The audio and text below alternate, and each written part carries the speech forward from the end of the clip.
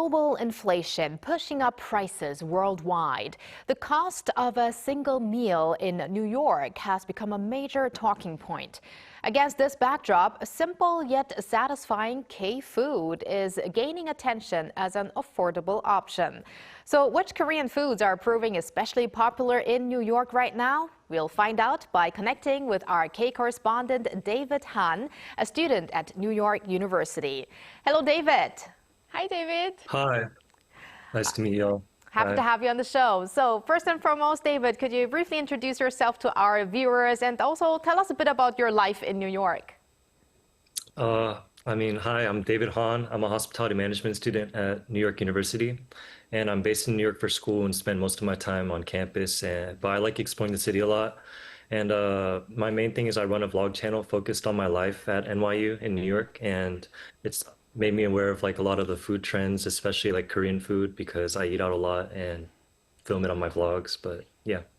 All right. So let's talk more about K-food. And with global inflation driving up food prices, we hear many people saying that it's becoming more and more expensive to eat out in New York. So how much of that are you personally feeling these days?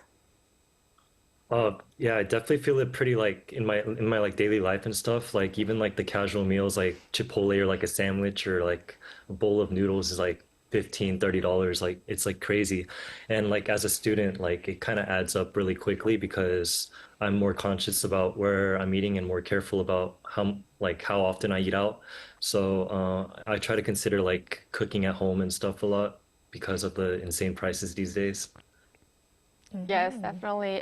So now with prices going up like this, it seems like people's eating habits in New York are seeing some changes as well. And we did hear that K-food is emerging as a practical alternative for everyday meals.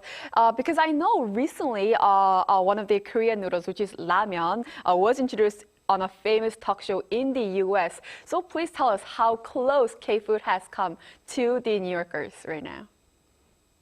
Yeah, I think it's definitely like a really affordable Korean food option like Korean food's like a really affordable option these days and it's very practical just because like even in like Korea like the street foods like tteokbokki or like fish cakes and stuff like that, even in New York they're pretty cheap and like you said ramyon's like it's easy to prepare at home and I feel like a lot of these meals are like the cheap meals in Korea are also translating in New York and it's something you can like rely on for everyday meals, especially for students like me, just because of like the increased costs of like living here and expensive food. But yeah, it allows everyone to enjoy Korean food without like spending too much, I think. And is it actually pretty easy to get your hands on Korean ingredients at convenience stores, for instance? Yeah, I think most, even like American stores have like some sort of Asian section now with like a pretty big selection of Korean items that yeah, so they're like readily available everywhere and there's a lot of Asian markets opening up, especially like in Manhattan. So they're very accessible, I think. Okay, so we did mention ramyeon. So we're hearing that items like ramyeon, kimchi, and ready-to-eat meals are becoming increasingly popular across the US.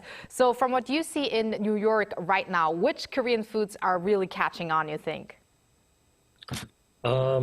I think the main thing, like, it's like Dubai chewy cookie. I've seen it a lot on social media, and I actually had it today because I never got to try it until today.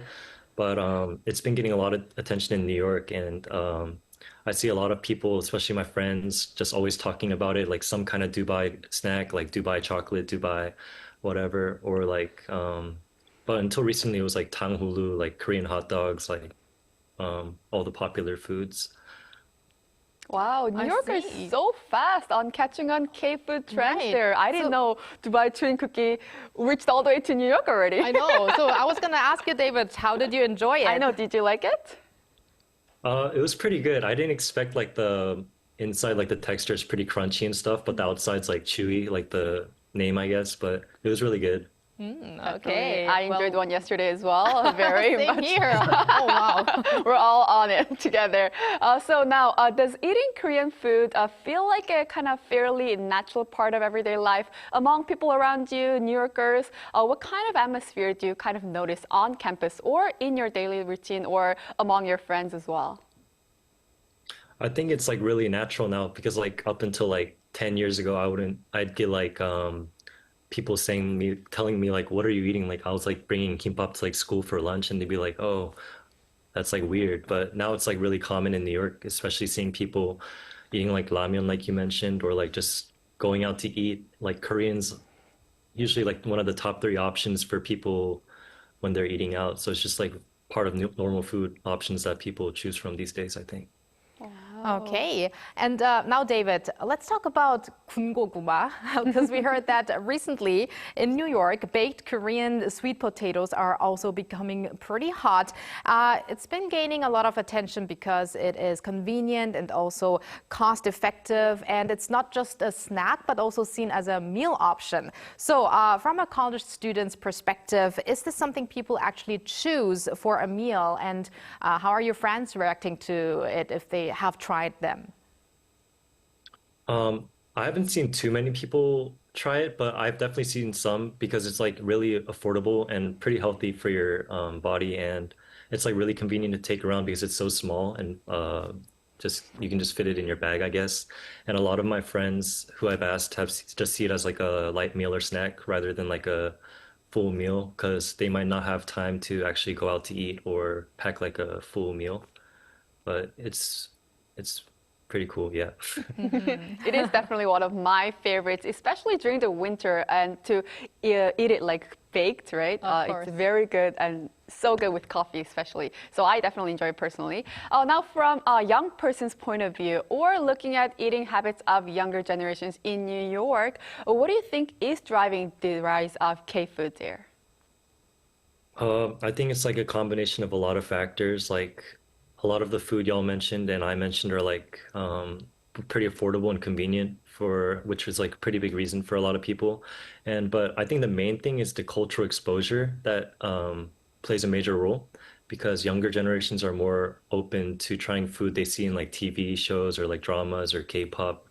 And especially shows like Culinary Class Wars these days have been highlighting a lot of Korean foods and I think at the same time, a growing trend these days, it's like high-end fine dining Korean restaurants and stuff like that. And a lot of the traditional dishes are gaining attention because it's being catered towards a larger audience. And it helps elevate the cuisine beyond just like a casual food as it might have been seen in the past. And because like yeah, like I mentioned, it's so accessible and it's like pretty respected in fine dining now. People are more comfortable and open to trying it. And it's just making it more popular and like just kind of like a part of their everyday routine now these days, I think. Now, David, speaking of TV shows, do you feel like K-pop Demon Hunters, for instance, has actually really put more influence in New Yorkers and people in the U.S. Having more interest in K-food? Do you see that happening because of these shows?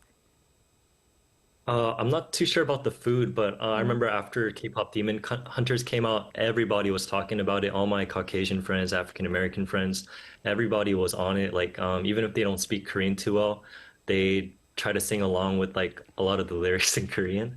So I think K-pop Demon Hunters was really great for spreading Korean culture and stuff like that. And as a Korean American, how does it make you feel to see people overseas enjoying Korean food and other aspects of K culture as part of their everyday lives? It's like really nice because it's like a little surreal because when I was little, growing up in like southern United States, people wouldn't see Korean food as like a normal thing, and they'd kind of like be a bit judgmental of like what I'd bring to school for lunch and stuff like that. So I'd avoid trying to eat Korean food at school. But now that it's like such a normal thing, I'm like really proud of it, and it's just so great seeing it like not be like a temporary trend but like seeing more of Korean culture being like naturally integrated into like just this New York culture and just being genuinely appreciated, which is really like meaningful to see. Definitely. Now that you mention it, I remember when I was growing up in Canada, I used to bring kimbap or tteokbokki to school. But sometimes I was kind of like, worried about friends because maybe they might not like the smell of it. And K-food wasn't that big in Canada back in the times. But now I'm sure everyone will run to, can I have a one? taste. Can I have one? Exactly, right? Yes, I It really definitely have to. changed. Yeah, I have to agree with both of you. And I think I'm a little older than both of you. And when I used to live in Germany, I didn't even think of having kimbap at school. I would just bring European-style sandwiches to school. But now, if I would be living abroad right now, I would be also very proud yes. to have Korean food just in my Definitely. lunchbox. I know. So it's really great to see this world changing. Right. And David, last but not least, let me ask you, is there maybe a Korean dish that hasn't quite made it to New York yet and that you'd love to introduce to New Yorkers? I don't think I see a lot of like the really hard to eat foods like maybe like fermented stingray like hongo, like but I don't think a lot of people would like it, but it'd be nice to see how people react to eating that kind of food because I see it a lot on YouTube, like American people trying it for the first time. But other than that, I can't really think of anything on the spot. All right, we'll probably see more and more of K-food expanding there. And David, thank you very much for your time today. And yes, have a great rest of the week and keep in touch. Thank you, David. Thank you, guys. And thank you, Bella, as always. We're going to see you back here next week. Yes, I'll see you back next week.